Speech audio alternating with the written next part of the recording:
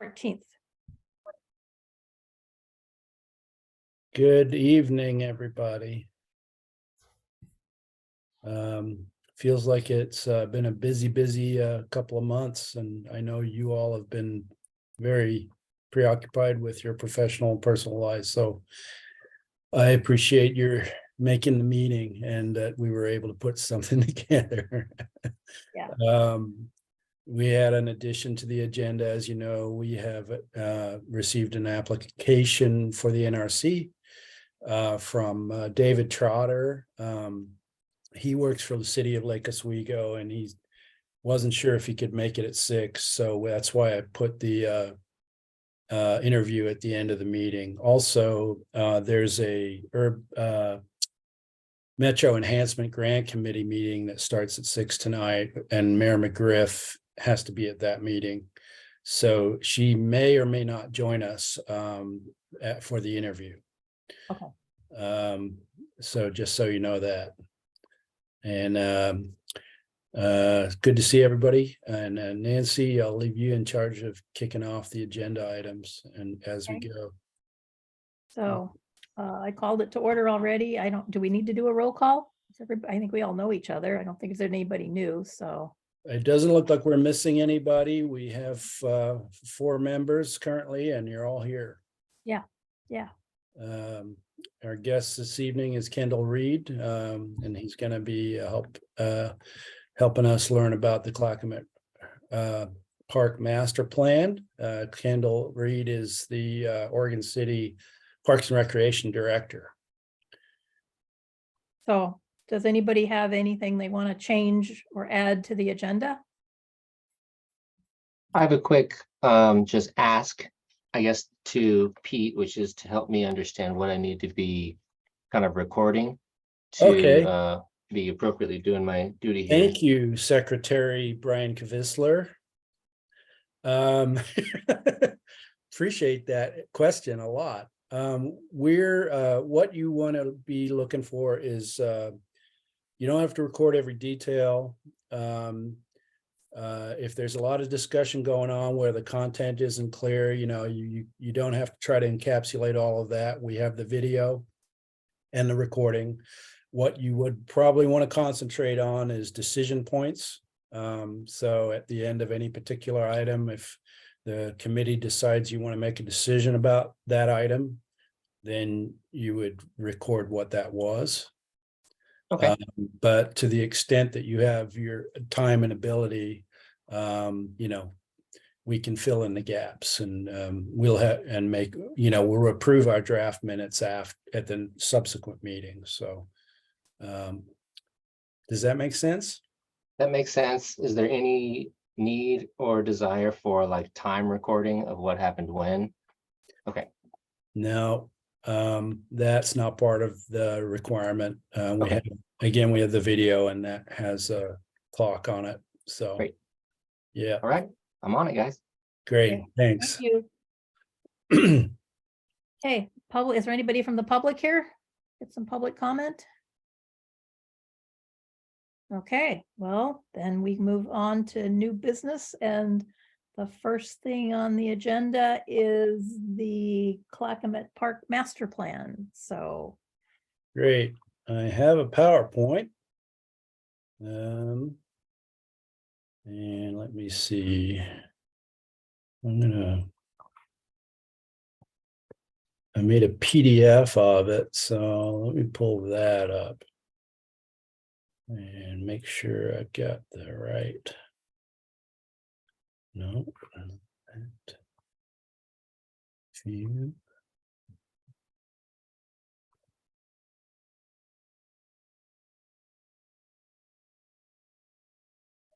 Okay. I'm going to share the screen so you can see my presentation.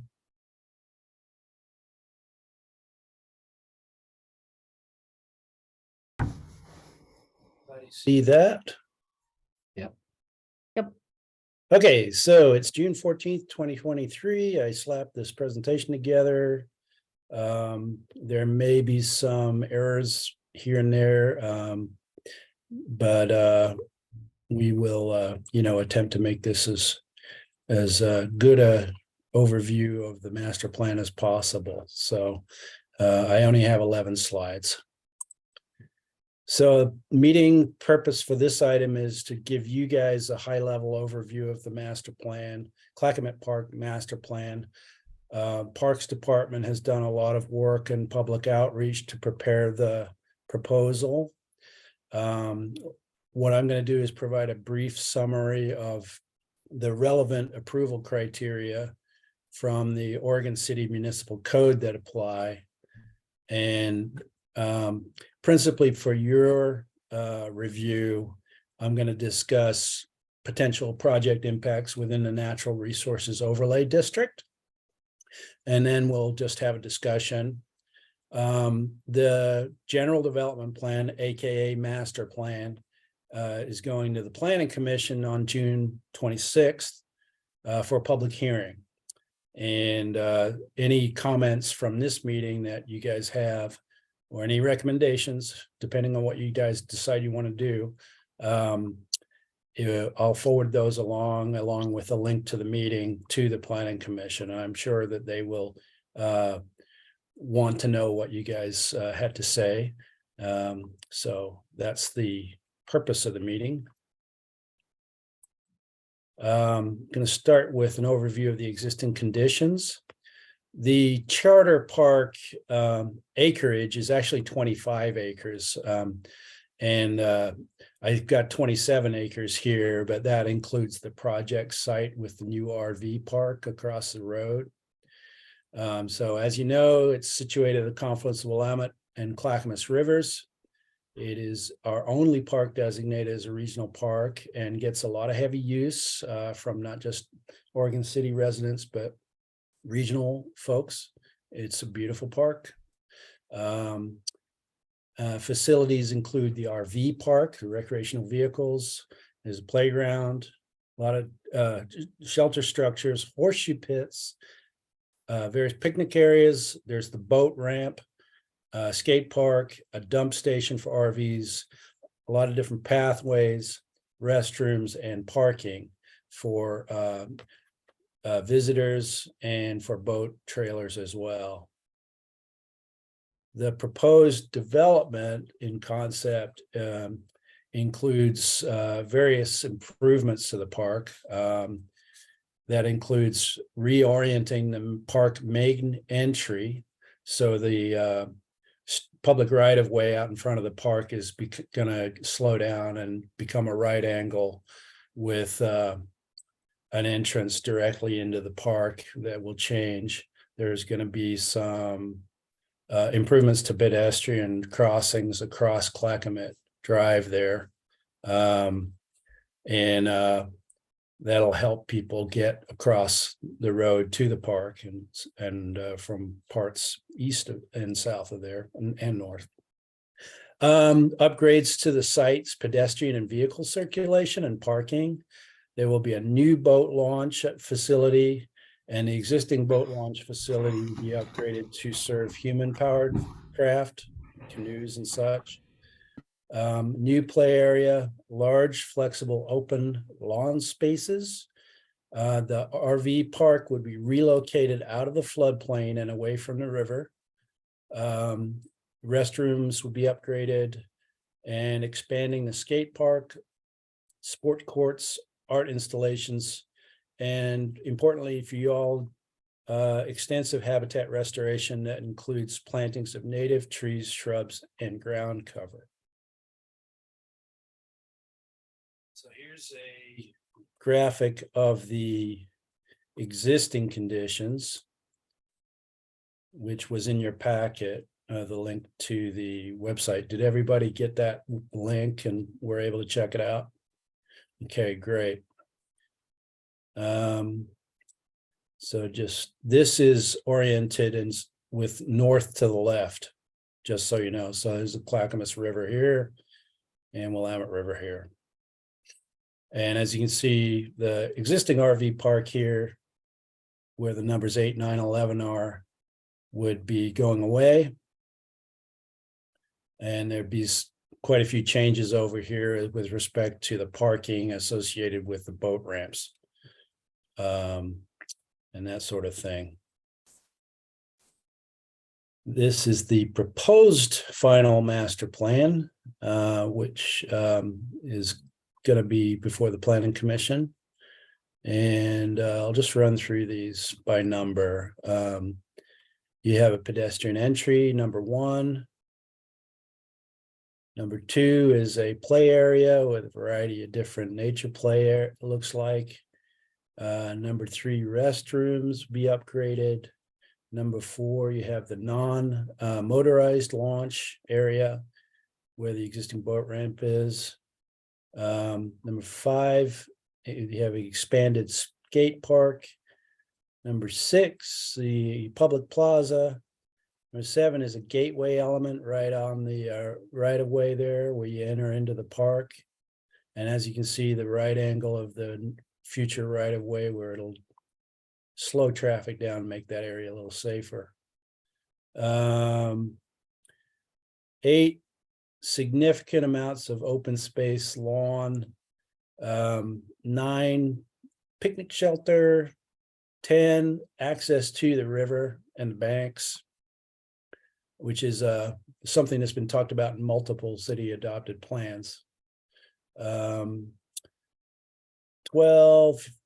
river overlook area. 13, a lot of different pedestrian paths. 14, sport courts over here, and the new boat launch and parking areas there.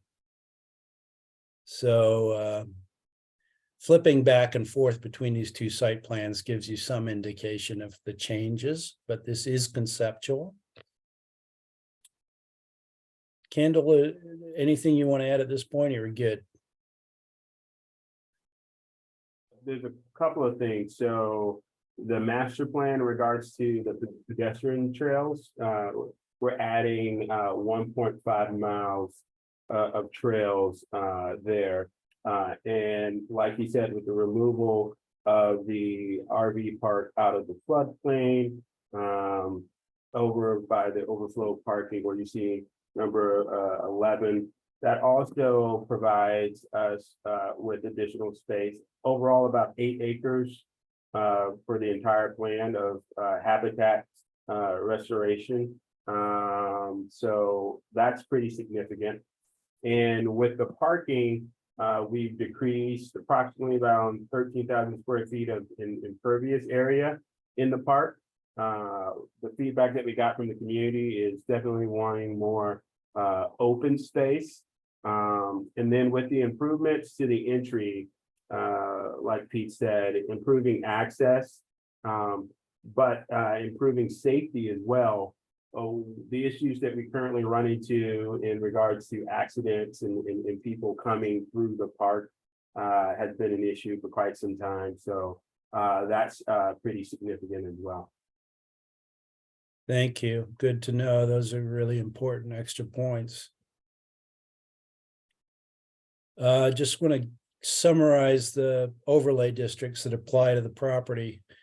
100% of the park is within the flood management overlay district. Portions of the park are within the geologic hazards overlay district because of slopes associated with the riverbanks, but also with the engineered embankments for 99E. And as you know, there's a buffer associated with those slopes, and new development is reviewed in that geologic hazard overlay. That might not change a whole lot, other than the new boat ramp and that kind of thing, which would be reviewed.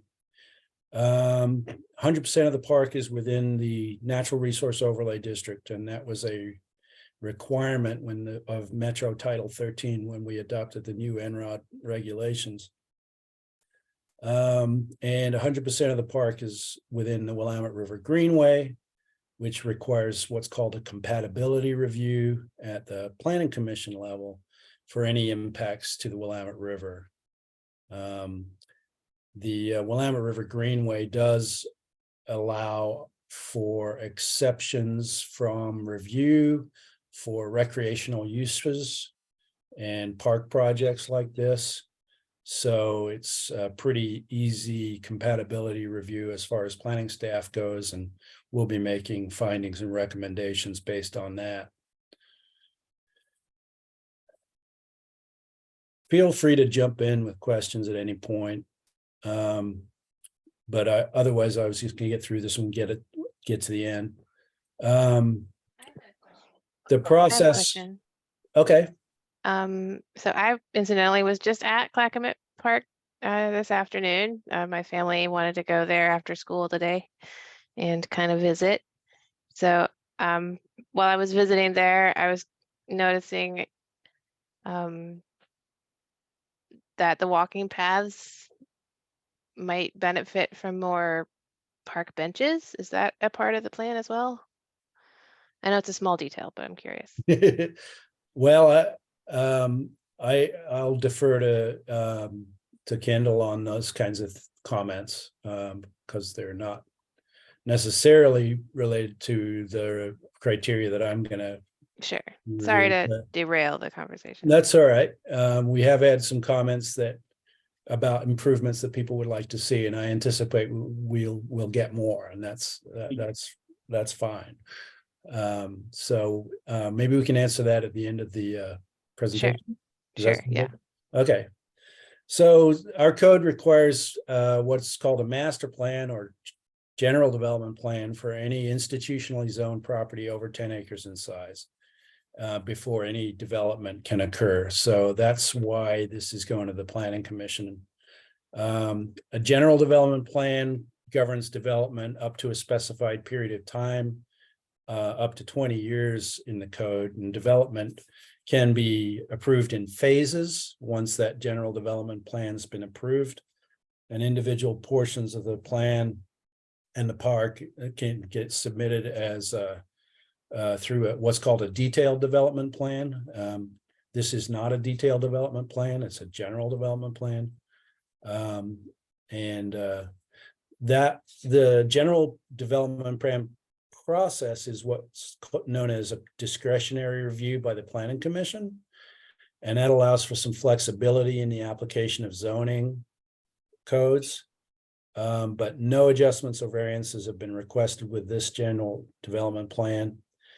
And also no adjustments to any of the overlay district regulations have been requested with the general development plan. So the GDP approval process does allow for an applicant to request any adjustment to the development code, provided that, it's in compliance with our comprehensive plan and other regulations. So what we're going to be providing a recommendation about is somewhat limited, and I'll go through what those criteria are. For a general development plan, there are, hello? Oh, sorry. These, I think 7 criteria. I forgot to put a hard return in there. 1, 2, 3, 4, 5, 7. Yeah, there's 6 criteria that apply to this plan. In general, it's got to be consistent with the master plan process. It has to show compliance with our public facilities plans. So we got to be able to serve the project with all of the necessary public facilities and services. It has to protect any inventoried Goal 5 natural, historical, cultural resources. So that's the Willamette River Greenway, the Natural Resource Overlay District, the floodplain review. If there were any historical, cultural resources in the comprehensive plan within the park boundaries, we would need to address those. I'm not aware that there are any structures that meet that level of review. And then with the changes to the site, there will be some impacts associated with that. For example, traffic. And at this stage of the review, they have submitted what's called a transportation analysis letter, which is a high-level analysis of the use, and anticipate a slight change in the number of vehicle trips, I think a slight increase. But overall consistent with the zoning.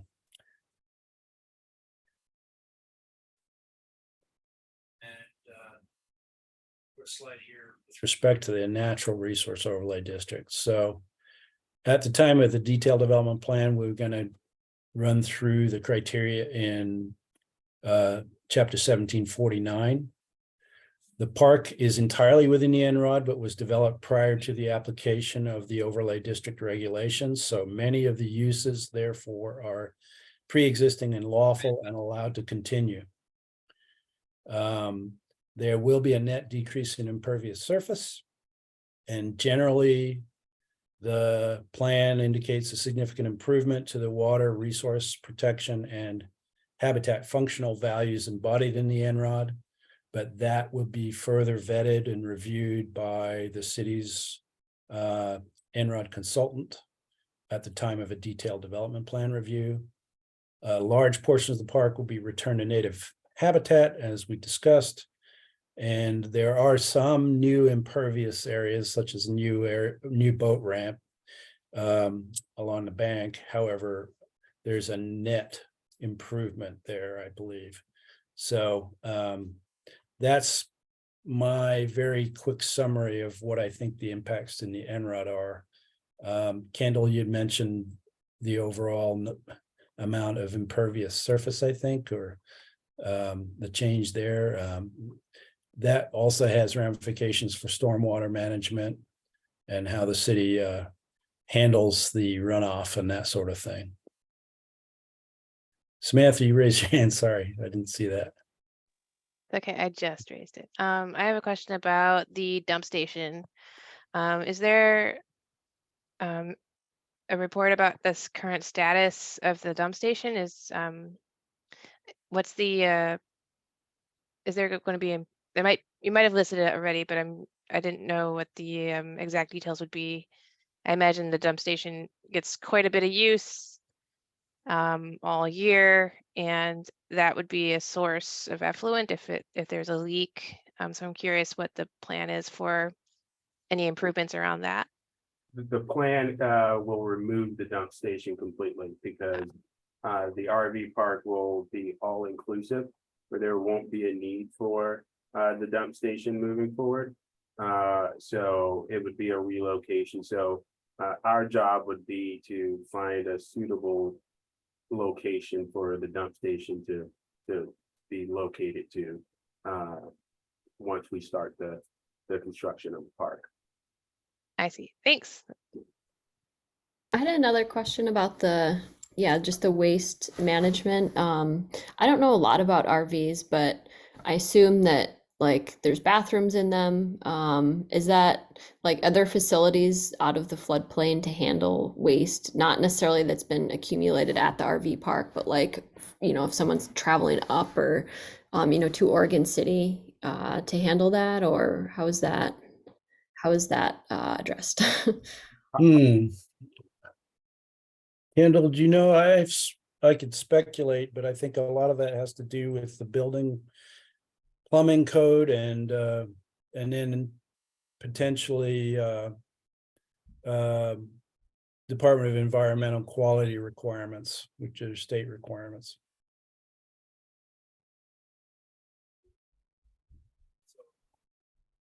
As far as the floodplain goes, I would need to get back to you guys with once I've spoken to our floodplain official, which is our building official, Jim Sayers, about what, if any, regulations in the floodplain pertain to those types of facilities. That is something we would review at the time of detailed development plan, but it's a great question to get out in the open now. Mm-hmm. One of the reasons why I was thinking of it is because I know that there was like an overflow, I think in Lake Oswego recently, and there was a bunch of sewage that ended up in the river. And yeah, it would just be good to figure out where that would potentially be going. And if there isn't services for that, like, in the park, if there's somewhere close by that they could dispose of that. So in a pinch, it's not just out in the environment. Right. Okay. All right, you want to make a note of that?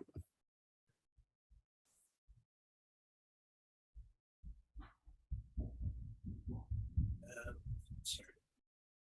Oh, I had a clarification on the new boat ramp. Is that just for non-motorized boats, or is it kind of just geared towards human-powered boats, but also open to motorized craft? The new boat ramp would be geared towards motorized craft. We are leaving the older boat ramp as an area where non-motorized crafts could still utilize that. So we intentionally did that because many of our community who enjoy that area as of right now, the St. Louis group requested that would be an amenity that they would still be interested in having. And obviously for the motorized vehicles, we couldn't leave the boat ramp there. So hence the relocation for actual boats on number 15. Okay, and then so the one that's remaining, is that also open to the motorized boats as well? No. Okay, so it's just like it's either or, it's not. Right. Okay, thank you. I have a question about the trees. I mean, there was an extensive list of all the trees and what's going to be removed. And I just want to say that I've been down to that park countless times and watched bald eagles sitting in the tops of the really old big cottonwoods and then hunting ducks in the river. And so I'm hoping that we leave those big old trees, you know, so that we can, the bald eagles still have habitat down there, because they're definitely a great asset. Yeah, I had a question about like it's hard to tell from this, so there's a lot of trees and then there's like some lighter green and then there's some darker green. I guess I'm wondering like what the total acreage of habitat restoration will be in the final, as outlined currently in this master plan. Mhm. I'm sorry, could you say that again, Kendall? It's 8 acres. Okay, total of 8 acres. Mhm. And does that, that's not including like the open lawn space, is that correct?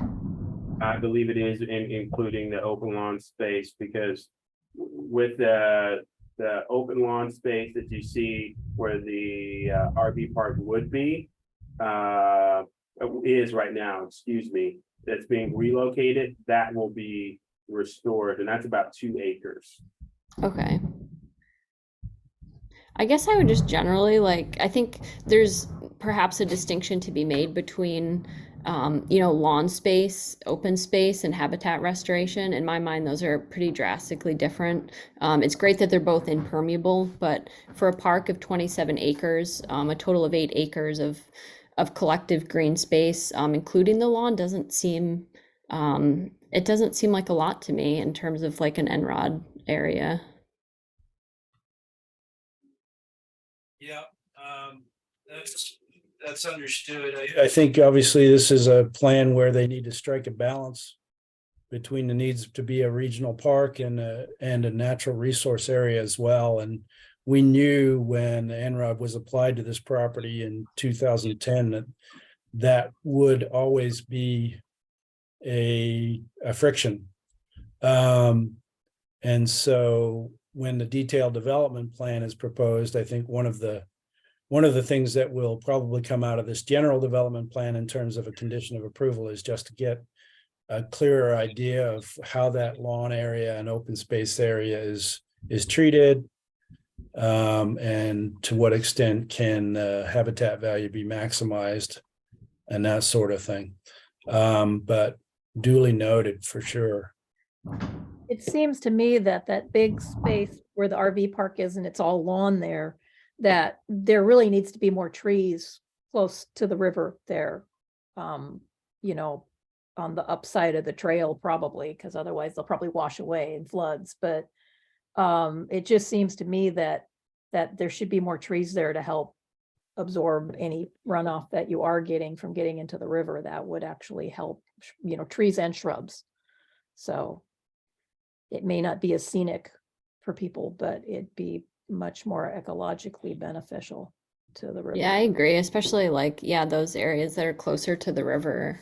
Yeah, I was gonna say the same, and it would also protect the infrastructure that we're putting in. So I've been there every winter and seen the floods, and it's pretty strong when you just get in like a couple inches of water.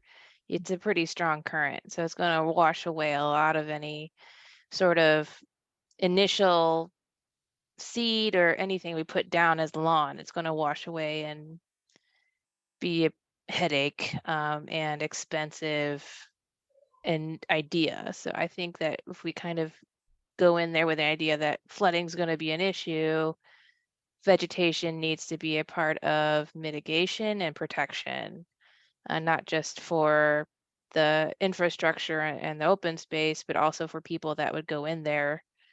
So to keep them out of the flood. So I'm just thinking towards liability of both people and property. Open space is great, but it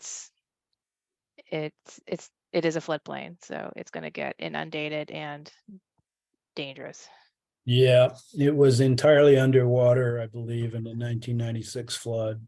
oh yeah, it was, McDonald's was underwater, Yep, at least in the water, so. yeah, And it went up to the back edge of the Oregon City Shopping Center and it was Right. lapping a few of the stores, but yeah. yeah. I asked how many trees are gonna be removed. I don't know if we know at this point. Okay.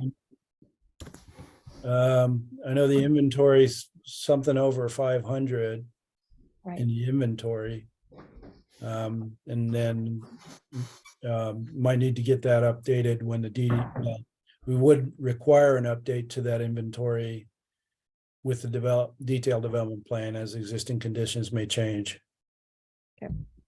And again, I just would really stress that we retain as many of the big old trees that are alive that we could, because they are major habitat for those birds of prey.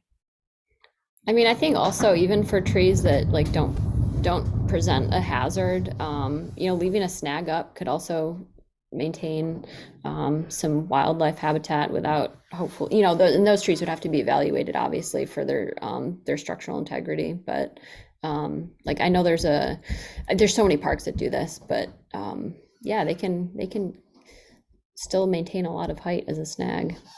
Mhm.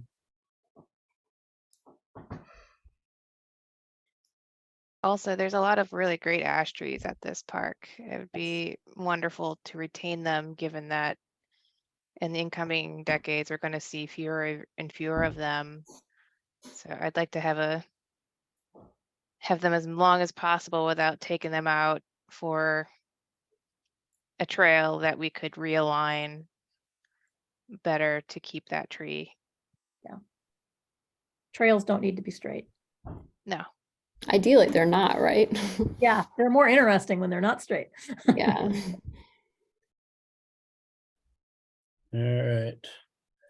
I'm briefly gonna unshare because I need to check to see whether there's anybody in the waiting room.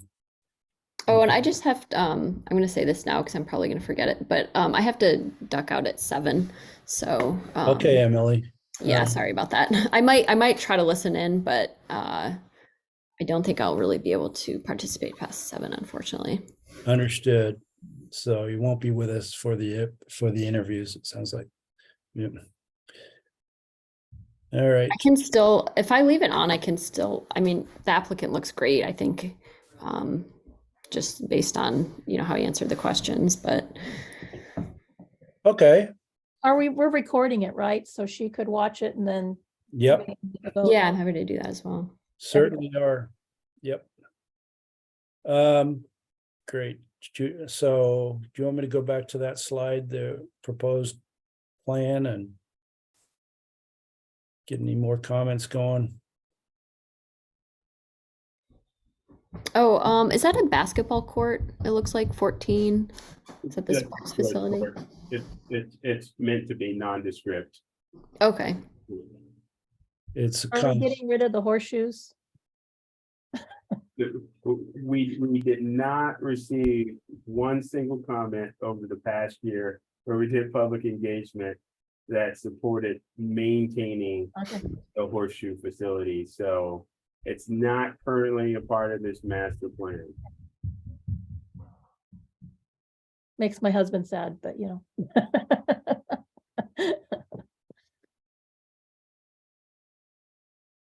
I think there's still horseshoes up at Atkinson Park. There used to be. I don't know if they are or not. So like I say, it's a concept, it's general. It's not necessarily your last bite at the apple here. We're certainly going to I'm sure the planning commission may have some of the same questions, and we'll make sure to pass along your recommendations about the mature trees to the planning commission. And the need for to pay close attention to the vegetation that would be planted along the bank of the river, if it's to be an enhancement type thing. And I have Kendra, one do you more have any question for you. pardon? I have one more question. It's kind of a big one. It's about parking. Okay. What is the anticipated change in parking compared from existing to planned? It's definitely an increase in the number of parking spaces. And my numbers could be a little fuzzy. I think the regular parking spaces go from 75 to 90 or additional 15 parking spaces. And then the trailer parking is also increased over by the relocation of the RV park. There's more trailer parking as well. I had a question. I know someone mentioned, Pete, if the impervious surface was going, there was a change in that, and that was going down. But I guess is that correct? Yes, it's going down. Where does that come from if all the parking lots are getting bigger? Well, if you look at the difference in the design and how the parking lots are designed, that and the fact that we're relocating some things, I think it reduces the impervious surfaces there. So it's just more efficient parking? Yeah. I think they're more condensed instead of spread out, I think is Okay. the idea. Well, one recommendation I would have from the NRC maybe would support it is adding more spaces for mature trees. I don't know about you, but the first thing I do when I come into this park is look for a shady spot to park. And I'm sure everyone else, many people do similarly. But unfortunately, a lot of parking lots do not make space for these wonderful shady spots, especially on hot days where you want to go play on the river, but you don't want to come back to your car that's baking hot. So can we do that for both these boat launch parking and at the RV park, especially along that Clackamas Drive and the RVs? So if you're camping in your RV, you'd probably rather see a tree outside your RV than a road, I imagine. That's just me. Yeah, But I would just propose adding more trees and adding more spaces for shady trees in the parking lot. right. Yeah, The that's parking great. landscaping standards are pretty explicit, and this is conceptual, but I think per code, we require one parking landscaping island every 8 spaces and minimum of 10% interior parking lot landscaping. And on top of that, you have your stormwater requirements as well coming out of Public Works. So depending on what they want to do to convey and treat the runoff from these areas. But that's well taken. Are there Yeah, maximums for like parking island? You said 10% minimum. Is there a maximum That's out the there? landscaping. That's the landscaping requirement. As far as the number of spaces go, park use is not specified in our parking code. So basically, with the new climate friendly and equitable community requirements coming down from the state, when you are within a half a mile of a transit corridor, you cannot require parking at all. Someone can provide parking, but the city can't require it. We can impose a maximum, and that is usually based on similar types of uses that are codified. So we would look at that at the time of detailed development plan to determine whether there needs to be a maximum amount of parking here and whether this is in line with that amount. We just haven't looked at it yet because it's not applicable at this time. But it's again a comment that is important and should be sent forward to the planning commission. yeah, for every parking space, it's a lot of money. So if we Well, don't need all that parking because there's other ways to get to the park, for example, my son and my husband biked,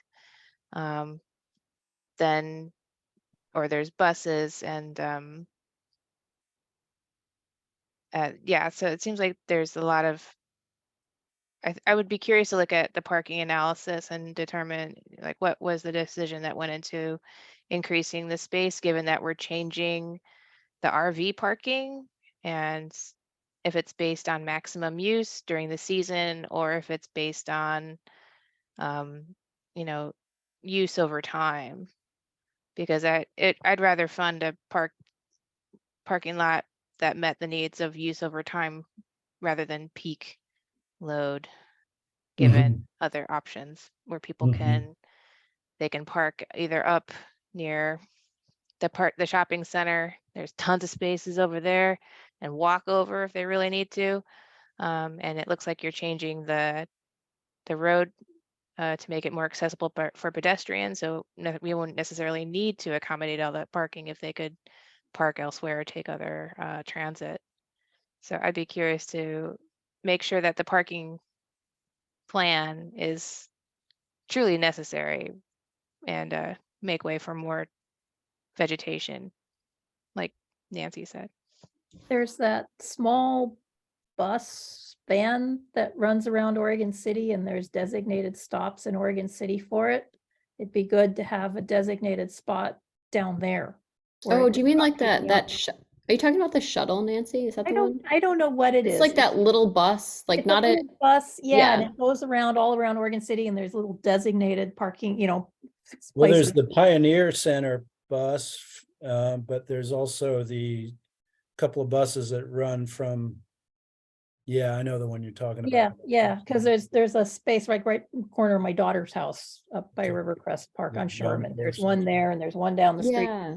And I know. Oh, I think I know it your makes sense daughter's. to have a designated stop there where it would add that to its loop so it could take people there who wanted to go and pick them up and take them back. That Yeah, seems like that's a a great really idea. good point. I've got think, a little bit of a, Oh, sorry. I've got a little bit of a, I guess, I don't know if it's a voice of dissent or a pushback. But I just want to make sure that we're clear on, as a committee, if we are making recommendations to serve the community as it is or to affect behavior.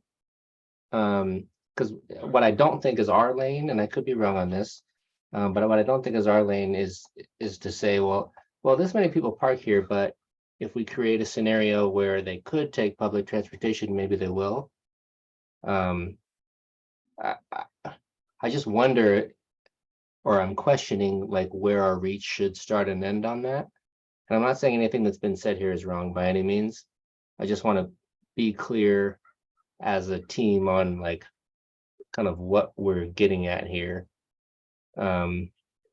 Is that enough of a question posed without any real answer, just something to think about? Yeah, guess- I just think, even if we increase the number of spaces, there may be times where there's big events going on down there and there's just no parking down there. Yeah. And so if that bus was running, then that would be another option for people to take. Yeah, Or even yeah. if they could catch it up in the Oregon City parking lot and take it down there, because there are people who just can't walk that far. But if the lot was full, then they would still have an option to be able to get down to the park. So I'm not necessarily thinking we're gonna change people's thinking or make them take public transit. And I don't even know if I really consider that public transit. It's not metro, it's not a bus. It's a little shuttle that runs around Oregon City all the time. And so that just seems like it would be convenient to have that going down there, regardless of how many parking spots we put in there. Yeah, Yeah, just to certainly agree. piggyback off that, I think that, you know, providing opportunity for increased modes of transportation is just an accessibility issue. I think there's a lot of people who don't have a car who would like to go to Clackamas Park, and if there's a shuttle stop there, then that's a feasible option if they're not mobile or if they're not within walking distance of the park. So yeah, I also see it as just improved accessibility, and if there's a perk of, you know, people not having to use their cars, then great, but that wouldn't, I guess, be the primary intention behind something like that. Yeah, 100% agree with all of that. I guess my question is where's the line? Like if we were to say, well, why don't we reduce parking for this, that, or the other thing, because then maybe people would take public transportation. I guess that's the line I'm hoping that we're not crossing, and I don't think we are. I'm more offering this as like what I want to make sure I'm considering when we're thinking about these things, and just like say it out loud. So yeah, that's it. I've been down there before when there've been picnics, some families having a huge picnic and there's no parking. Yeah. And so I just leave and go someplace else. But if that shuttle bus was an option, then that would still allow me to park somewhere else and take the little shuttle bus if I really, really wanted to go to Clackamas Park. Yeah, I'm certainly not pushing back on the shuttle bus being an option at all. I think it's great. Yeah. Okay, so it sounds like there's a consensus of the committee to make a recommendation to give due consideration to do additional transit stops in this vicinity to serve the park. Whether or not the parking is there. That would normally be considered, not so much as a trade-off, but as a separate and important aspect of the site review. We didn't get any comments yet from TriMet. We did send them the notice for review. Oftentimes they don't comment because there's no site-specific development proposed yet. And they comment on the actual site plan. I know TriMet goes down that way. They always seem to be turning, or there's a place right up on 99 where you can get off. Kendall, do you know if there's a stop there or is it on 99? I'll have to double check. I know Okay, there's one on 99 right at the light where McDonald's is. So that would be easy walking distance down there. I'm just thinking that little local shuttle because it goes all over town anyway. all right. So yeah, we need to figure out what that one was. Guys, I want to make sure I'm saying this right in the notes that I'm keeping here. So my bullet point here is give due consideration to add additional transit options / stops to encourage visitors even during full parking lot situations. That sound right? Yeah. Okay.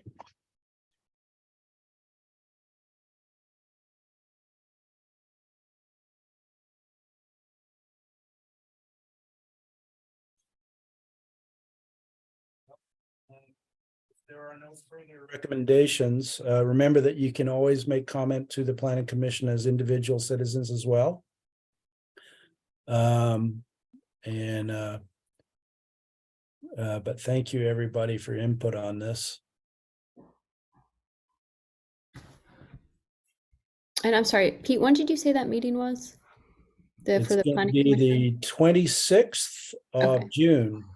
So my staff report has to be ready tomorrow. And I am busy with that. Okay, anything else on that, or shall we move on to the Pollinator Gardens webpage? Just one announcement as I step away. We are working on our Parks Master Plan. And we have our next public engagement meeting coming up on July 10th here at City Hall at 6 a.m. We'd like to encourage everyone to participate and provide input on the future of our parks and recreation system for the next 10 to 20 years. You can also participate virtually. There'll be a Zoom link if you can't make it in person. So just want to encourage everyone to participate in that event. Thanks. So did you say 6 a.m. or 6 p.m.? Sorry, I was gonna say 6 a.m. You guys, go-getters. We will provide the coffee. Thank you. Thank you for Thanks, coming, Kendall. Kendall. Appreciate you showing up at short notice. Yeah. Thanks. So we move on to the Pollinator Gardens webpage, and hi, Dave. Glad you could join us. Hi, Dave. We'll get to the interviews, but you're welcome to stick Sure. around and Hi all. enjoy our next item. I'm going to share my screen again. I haven't seen Mary McGriff yet, but if she does show up soon, that'll be great. All right, Pollinator Gardens. Okay, so bearing in mind that we are currently going through a process of website renewal, and we don't have an estimated time when the new website will be launched. I think it will be later in the year. In the meantime, we are still creating content, and we are creating new pages, and the old website will continue to be up and running while the new website is published. So what I've done is create a very rudimentary single page about Pollinator Gardens with some verbiage that I've borrowed from other sites. And we have not linked to this page yet from other pages. But for example, we've been talking about Pollinator Gardens and their place in the public right-of-way, particularly in places where it's not possible to plant a tree, or where replanting a tree is not required in the right-of-way because there's inadequate planting area. And so the direction from the City Commission was to get feedback from you all on Pollinator Gardens. And as you know, we've had presentations from the Xerces Society, and you guys have given us plenty of input on this. So this is a start. And it has the URL up here. Why create a pollinator garden? Because populations of native invertebrates are in decline and have been for several decades. So they are critically important to our food web and our ecology. And there's some statistics here. For example, insects are animal pollinators in need of a reproduction of 90% of flowering plants and 1/3 of human food crops. So a brief introduction to why it's important. And then on to online resources. And some of these are local, or at least Oregon, like OSU Extension Service. And keeping these links current will be a challenge, but that's why they're explicit. Could always put a note somewhere in there that if somebody goes to a website and it isn't working, to contact somebody at the city. Okay. That Yeah. would be useful. Yeah. Thank you. Yeah. We'll put There's nothing more frustrating than clicking on a link that doesn't work anymore, and who do you contact? So, Dead links are, yeah, I agree. Pollinator Partnership, NRCS, US Fish and Wildlife Service, Audubon Society, Columbia Land Trust Backyard Habitat Certification Program, the Xerces Society, Better Homes and Gardens, Architectural Digest, believe it or not, the National Wildlife Federation Pollinator Recovery Program, and the Old Farmer's Almanac. So that's what I've done so far. I like all the links. I have one comment. Your Yeah. very first picture is of a butterfly bush, which Pardon? is the very first picture at the top of the page. That's a Oh, that's a butterfly bush, butterfly which bush. is actually a pretty much an invasive species. Also, that's Okay, not a monarch. Planting those, yeah, it's not a monarch, but they what just is it? people from planting those. I don't even think it's a viceroy. I think it's some, I don't know my butterflies well enough. It's not a viceroy or a monarch. We don't have viceroys here, but All right, we will get Yeah. rid of this photo. yeah, but no butterfly bushes. They're considered invasive species, so. Yeah, I think that kind of like hints at like a very important aspect of like providing education. I think when people think pollinator plants, they just think flowers.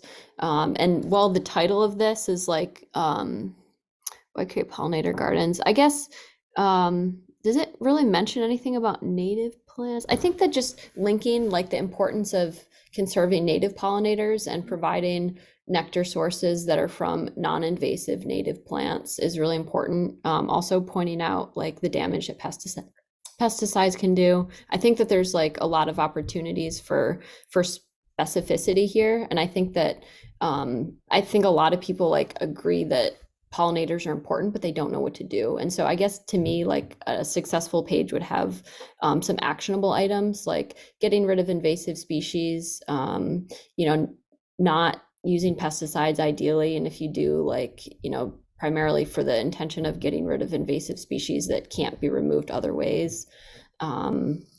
And having links to where to obtain plants, because like Home Depot has a lot of plants, like they were selling tropical milkweed and they had a big, you know, tag in it. It's got a picture of a monarch, and it's like most of those plants are sprayed with neonicotinoids, and monarchs don't eat tropical milkweed. So I think that there's a lot of like people could have really good intentions and potentially just not create like a successful garden if Right. those details are so missing. you want to be more upfront about the do's and don'ts and put that on the website.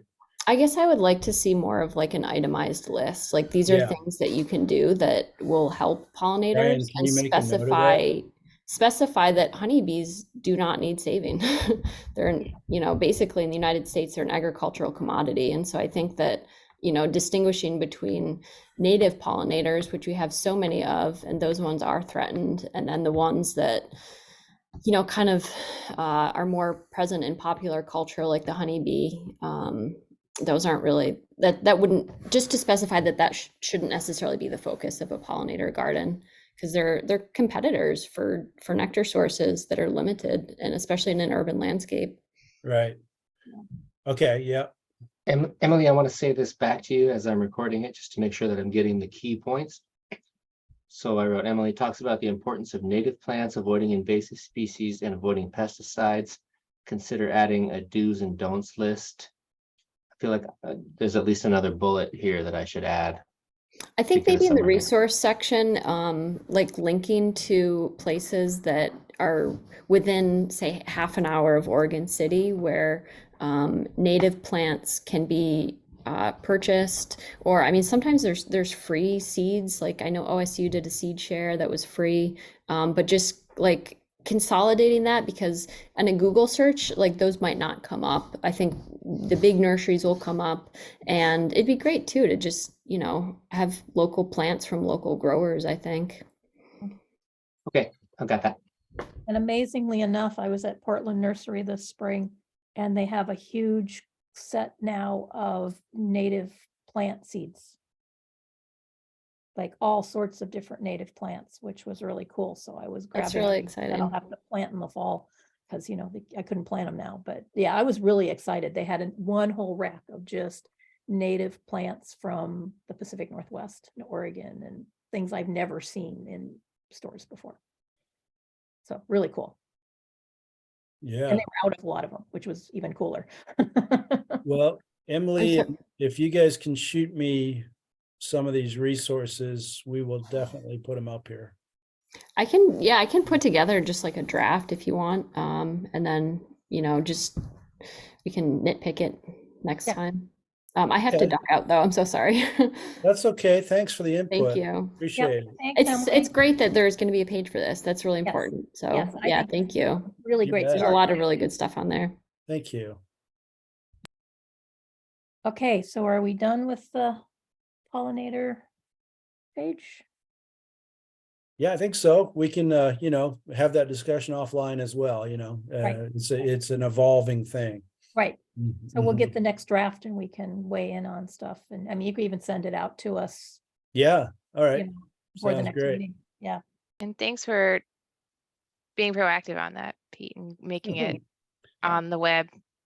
Yeah, Um, well, you gotta start somewhere kind of thing. And I was like, well, geez, if we don't have a web page, we don't, we're just talking. So now that we have a new communications coordinator, Jared Lyman, who's great about, taking all these little esoteric things that all the different departments are doing and putting them in either a weekly e-blast or on the Facebook page, et cetera, et cetera. So it's kind of nice that someone is doing the heavy lifting on the social media in that regard, because that gets it out there much better than I can do for certainly, but yeah. Okay, go to thank communication. you. Does anybody have any communications?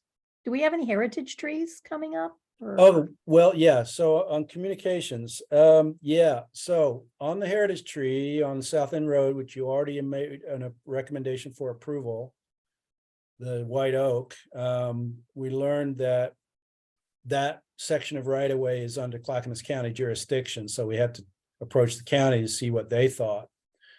And I got a response back from them today, saying that they consent to it, bearing in mind that there are safety considerations.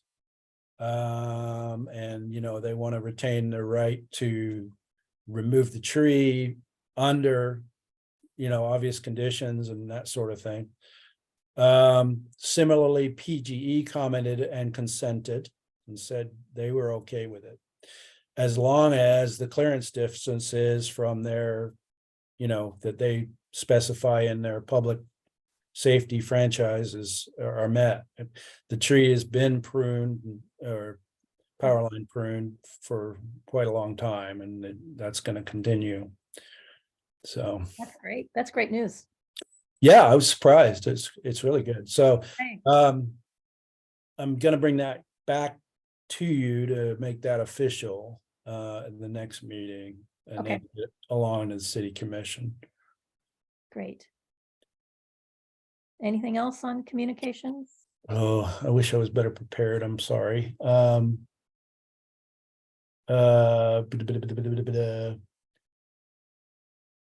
No, I do not have anything else. Thanks for doing that outreach to the county and the Yeah. utility. Thanks for Yeah. doing that. Well, I gotta say kudos to John Lewis for pointing it out in the first place. Cause I was like, oh, wow, yeah. Yeah, yeah, John. Well, pass the thanks to John then. We Yeah. appreciate well, and- getting all and our bases covered. It went up the chain at the county as well. Good. They had to find out who was gonna consent because it's a heritage program, and they're like, what? Yeah, the county doesn't have one. Yeah. They don't even Yeah. really have an urban forestry code, so they just have a development code. Okay, yeah, Good. Glad everybody consented, so we can get one more tree on our list. one more. Mhm. All right, Future agenda items? let's see. Blah, blah, blah, blah. I don't have anything at this point, but I would anticipate we might be giving you a presentation on the climate friendly and equitable communities policies that are coming down from the state. They, I was gonna suggest, because I went and looked up, a climate action plan for Oregon City, and it doesn't seem we have one. And I looked up, all I could find online was the timeline, which said that somebody was supposed to start putting one together last fall, and I have no idea what's happening with that. And since, climate change is probably the gravest threat to all of our natural resources, it seems like maybe that would be something that this committee could help with. yeah, So, understood. Yeah, that was on the city commission's goal, and I don't have all the information as to goal 8.1, that's all I could find was goal 8.1 is to develop 8.1. one. And that it says they were supposed to start last fall, and I have no idea whether they've started. So might be Right. good to find that out and maybe start kicking them in the butt a little bit and Yeah. offering our assistance if they want it. I was Um, wondering if we are interested in having any sort of emerald ash borer, and then there's a new tree threat that was just identified recently. It's a Mediterranean oak borer. So hug your oaks. They're vulnerable apparently. So at any rate, it might be good to get more proactive on our approach to tree threats and tree pests and Yeah. what the plan's going to be for that. So, yeah, Do Does you this have affect any- Oregon Oaks? yes, all of yes, them, right? Yeah. yes.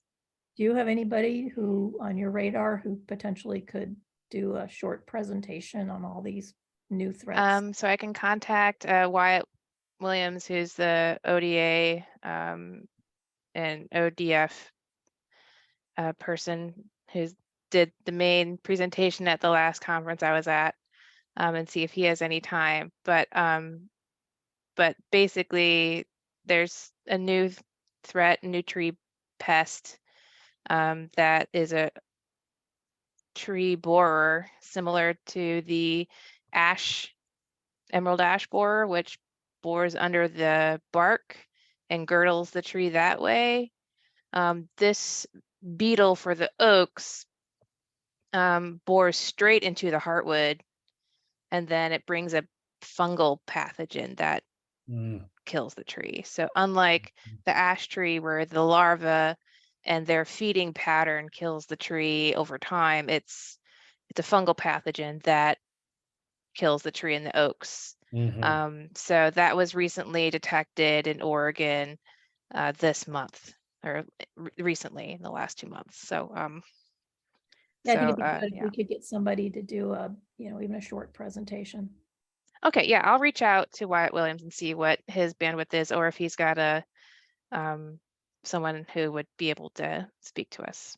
But ultimately, the same approach to managing threats to our canopy is for both pests is going to be the same, in that we need to know what trees we have, where they're located, and if we want to target them, prioritize them for tree mitigation and protection. So for the borer, I think there is some way to better protect the tree.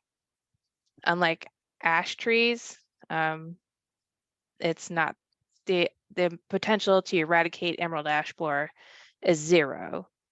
You can slow it down, but the potential to eradicate the oak borer, I think, is much more. It's too soon to tell, but I think the outlook is not so grim. We'll see.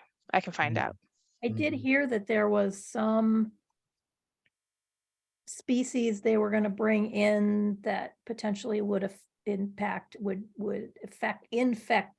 I think it was a parasitoid that would infect the emerald ash borer. So I know They've done those out east, and very similar to parasitoid, bio treatments for pests. it's not shown to be very, a strong impact to reduce or slow down the numbers. So, and the trees location where they are out east is they're kind of spread across the landscape, versus in Oregon, our ashes tend to be in our wet spots. Right. So they're Yeah. going to be in your riparian corridors. They're going to be in those kind of nooks and crannies where there's not a whole lot of development. Or they're going to be in our parks like Clackamas Park where it's really wet. So the tree distribution of our ashes here in Oregon versus those in Michigan and Northeast is different. So the approach is going to be different for Oregon, just based on the habitat and access. So we can't get to some of the ash trees here just because they're in these far away wet spots, versus, in your backyard. So anyway, yeah, I'll contact Wyatt and Okay. see if he's got time. Thank you, thank you. Sam, I've got a quick question and then a comment. So as I'm taking these notes, what do I call this beetle again? Like a oak boring beetle, or does it? Mediterranean. Yeah, I had to look up how to spell that word. Mediterranean oak borer. And then the acronym is MOB. Perfect. So yeah, get that one EOB, added to your acronym list. Yeah. In addition to the emerald ash borer, which is EAB. EAB, sorry. Don't E forget as in ALB. emerald, or E as in Easter. Yeah. So Yeah. I swear I thought one landed on me the other day, but it flew off too quickly. I was like, oh, There's a whole bunch stop of your heart. metallic green beetles, yeah, which is just, all right. Is one of thousands, right? at least hundreds. Yeah. The So hundreds. I'm looking at all the ash trees in Oregon like every day. Every time I'm looking at them, I'm looking at the canopy. Good. So yeah. Anyway, I'll contact Wyatt and see if he's got time.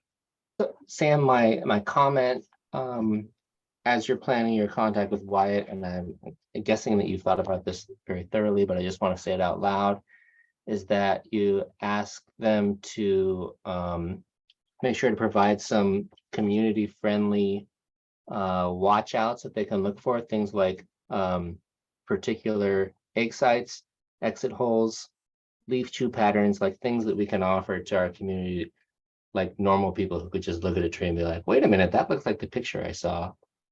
And we can Did with quickly the create emerald. another page. Yeah, we had that, and we had that brochure that we sent out about the emerald ash borer last year, so we could make Yeah. something like that with the oak borer. Did you happen to hear from anybody who got that?